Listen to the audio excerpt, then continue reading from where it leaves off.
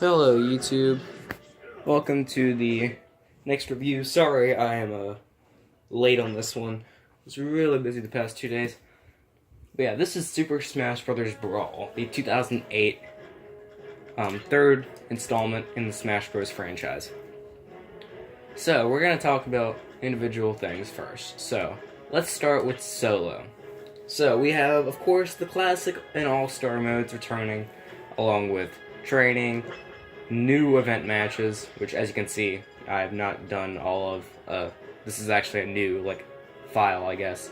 I reset, but stadium. We have some new stuff here. We have Target Smash, Home Run, Ultimate Brawl, but we have a new mode called Boss Battles, which you unlock after beating the brand new adventure mode.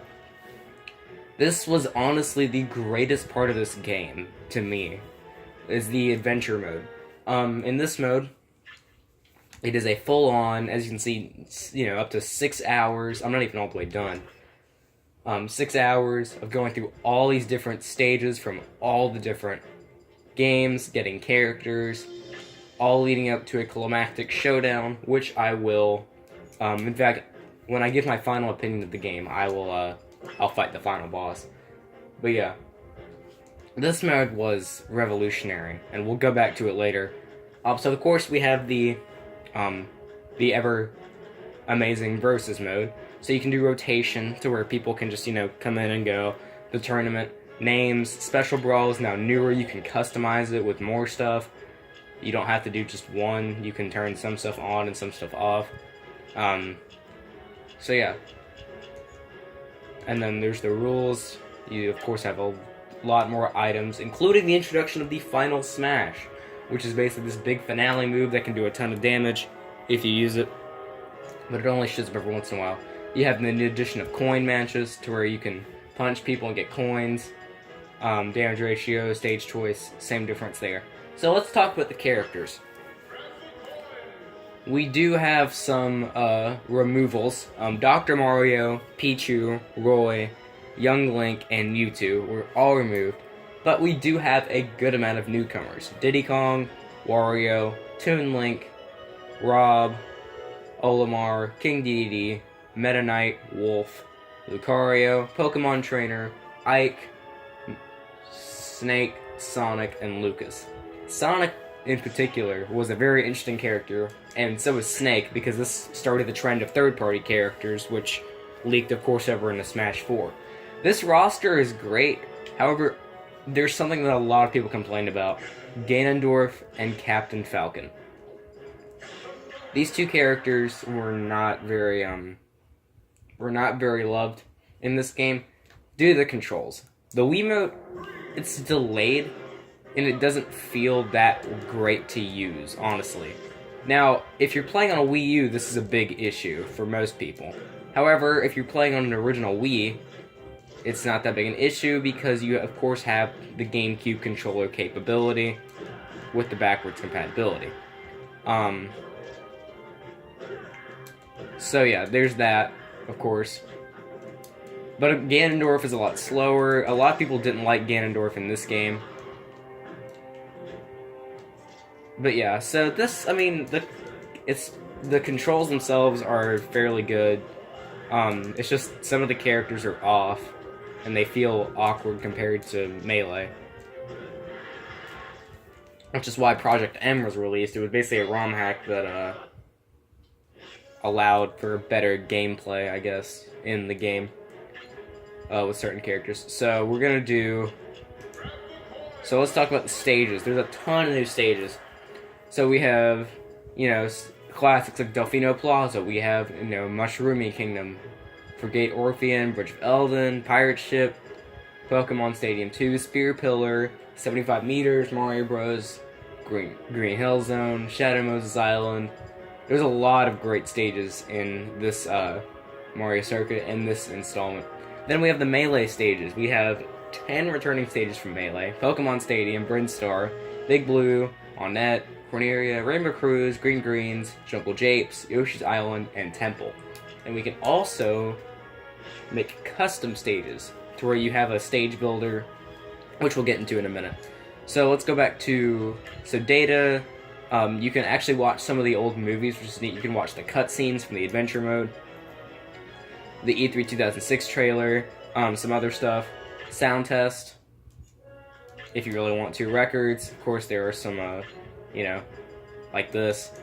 And then options, of course, you can erase data. My music is neat because you can actually choose what music you play. So let's say for Mario Circuit, I really hated all of these, but I really loved Waluigi Pinball.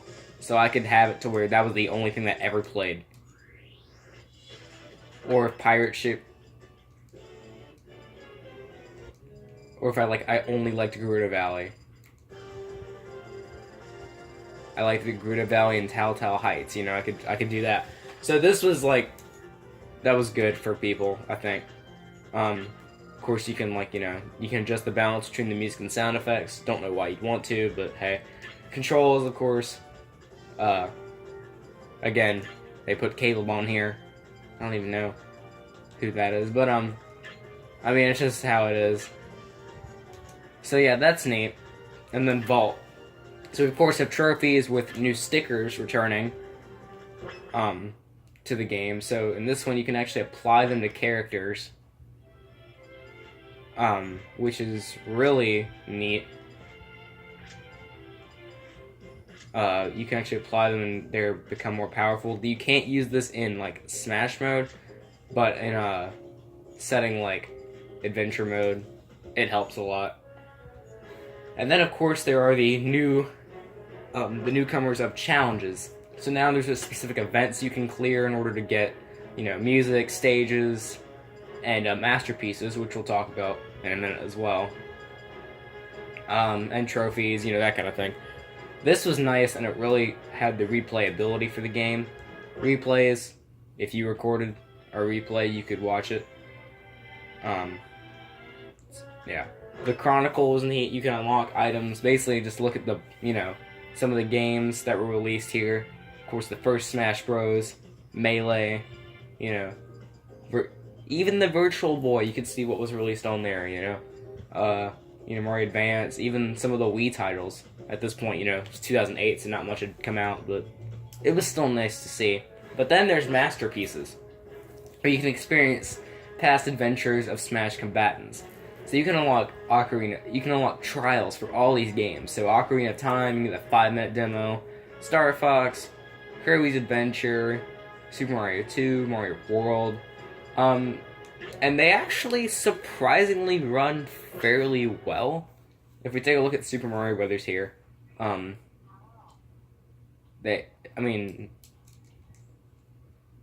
if it loads, yeah, it doesn't look amazing, but it still looks fairly nice for what it was. And I feel that this demo, it helps people. It was kind of like this game's version of Virtual Console. Yeah. I know, 370, I'm a show off. But yeah, so, it'll just kind of run out. I don't think you can quit the demo. That's the problem. Okay, so we're going to be here for a little while. But yeah, so this game has a lot in it. And we'll, of course, get to the adventure mode after this demo is over. I thought you could quit, I'm sorry. But, yeah, the game itself has a lot to offer. I did not do that right. It has a lot to offer. It's definitely replayability. The controls are off a little bit, and it feels different from Melee, but it's definitely got a lot to offer. And, it's not a bad Smash game by any means. It's not, I don't want to say it's not Melee. It isn't, but it's definitely a good game that's on par with Melee. And it'll work if you're looking for a Smash game to start with. I'd say probably start with this one because it's got a lot. It's easy to pick up on stuff. This is the first one I played, personally speaking. It was Brawl, then 64, then 3DS, then Wii U, then Melee. So if you really wanted to, you could start with this one. I feel like you should, because it's got the most to offer. It may not be the best one, but it's got the most to offer. So yeah, so boss battles, as I mentioned before, you unlock after beating the adventure mode. So let's talk about this adventure mode again. It is by far the greatest part of this game, in my opinion. So yeah, so let's go to the Great Maze. So you spend the whole game leading up. Basically, I'm not good at this, don't judge me. So you unlock these characters, you get to fight with them. I'm picking my mains here. Meta Knight, Marth, and Pit. I should have done Link. Okay. So yeah, so you basically spend the whole game trying to reach, you spend the whole game trying to get to this point pretty much. So yeah, so you get to move around the stage. It's pretty much like the adventure mode from Melee, except it's a lot longer, it's a lot more immersive. I mean, the campaign takes you about 6 hours. I think the world record is like 3.5. I mean, it's crazy long. But yeah, as you can see, the worlds are, they're nice looking.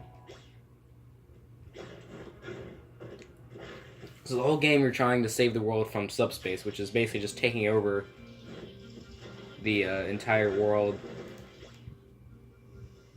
Oh, I screwed up. Hold on. You're just trying to save the world from this thing called subspace. And at the very end, all the characters get turned into trophies. And then you get to, go through and save them all. And then you all team up. Except for 3 characters. They left out Wolf, Jigglypuff, and Toon Link.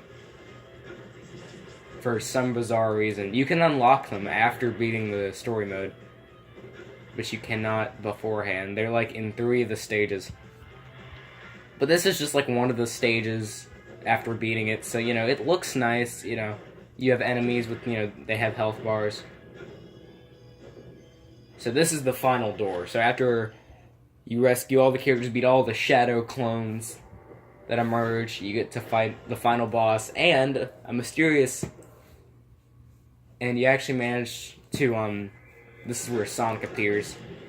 You can't see the cutscene, but yeah, this final boss was crazy awesome at the time.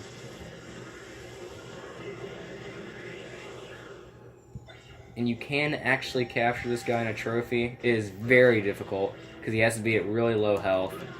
But you can actually turn him into a trophy if you do it right. There we go. So yeah, this, and of course one of the greatest pieces I think in a Smash game ever was this awesome final boss fight.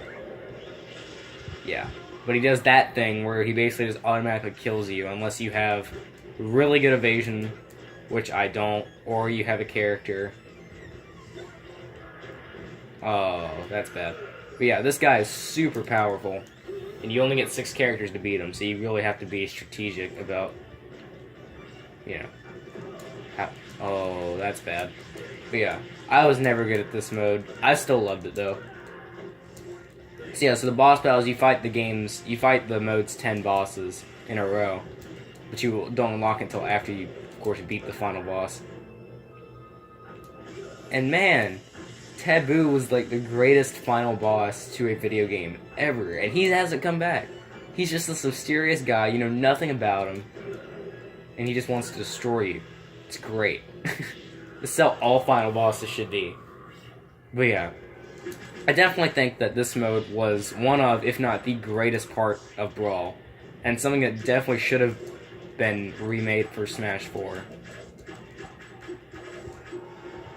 But yeah, so. Oh man. Oh, let's see. But yeah. So I'm gonna beat him and then I'm gonna give my final opinion. Yeah, this will be easy enough.